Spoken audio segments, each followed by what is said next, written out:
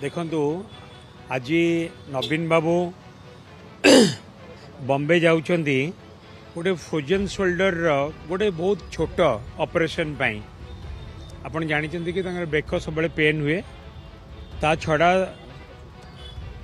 100% से सबु कथार फिट गोटे युवक 25-30 वर्षर युवक ता देहरे जो जो पैरामीटर्स थाए ताठू भी आउरी परफेक्ट पैरामीटर सबू नवीन बाबू देहरे अच्छी एवं गोटे छोट ऑपरेशन एवं से बॉम्बे जाकि खूब शीघ्र आरोग्य लाभ करी आसबे एवं ओडिशावासी सेवा पुणी करेंगे। देखु भिड़ नहीं सो मोट भाव में जेहेतु आमर नेता एवं केवल ओडिशार गोटे लोकप्रिय नेता नुहति से भारत वर्षर गोटे सबुठु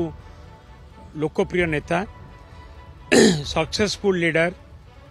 एवं लगातार भाव में 24 वर्ष पई मुख्यमंत्री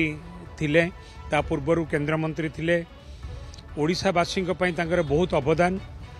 जेते बळे नवीन बाबू जाउचंदी बॉम्बे ट्रीटमेंट हवा पई सेते बळे